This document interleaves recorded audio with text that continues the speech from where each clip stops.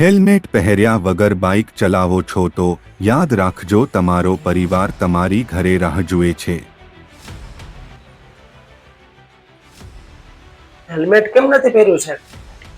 અરે સાહેબ, હેલ્મેટ પહેરવું તો ગુંગળામણ કેટલી થાય, ગરમી કેટલી લાગે, વાળ બગડી જાય. જો કેમ મારે હેલ્મેટ પહેરવું?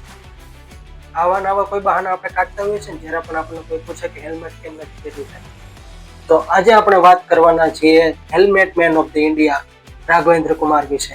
તો ચાલો જાણીએ. આપણે ચેનલ પર જો નવા હોય તો સબસ્ક્રાઇબ જરૂર કરજો.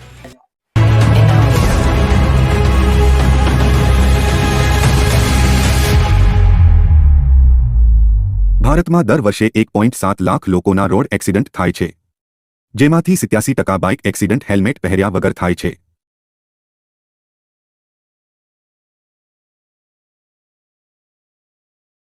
આવું જ કંઈક બન્યું હતું રાઘવેન્દ્ર કુમાર સાથે.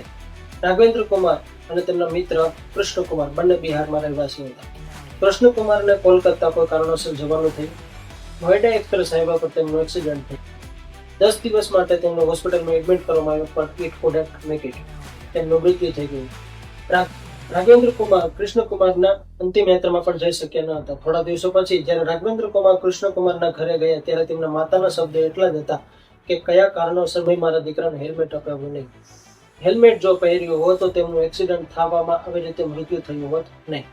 આ વાત રાઘવેન્દ્ર કુમારના દિલને સ્પર્શી ગઈ અને તેમણે નક્કી કર્યું કે આજે પછી મારી સામે એક પણ એવા વ્યક્તિનું મૃત્યુ ન થવું જોઈએ કે જેઓ હેલ્મેટ ન પહેર્યું હોય અને રોડ એક્સિડન્ટમાં મૃત્યુ પામ્યું હોય.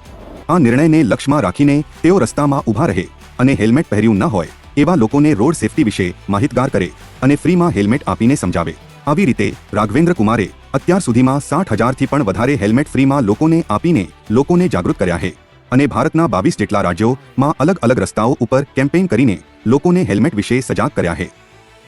આવી સરાહનીય કામગીરી જોઈને ઉત્તરાખંડના રોડ સેફટી મેનેજમેન્ટ દ્વારા તેઓને બ્રાન્ડ એમ્બેસેડર તરીકે પણ પદવી આપવામાં આવેલી છે. સાથે સાથે તેઓને ઇન્ડિયન આઇડલમાં જવા માટેનો પણ મોકો મળ્યો હતો.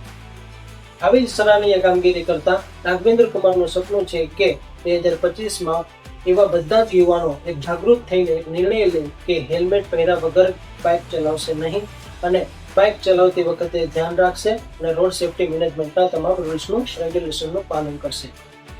તો આ હતી story helmet man of the India Raghavendra કુમારની.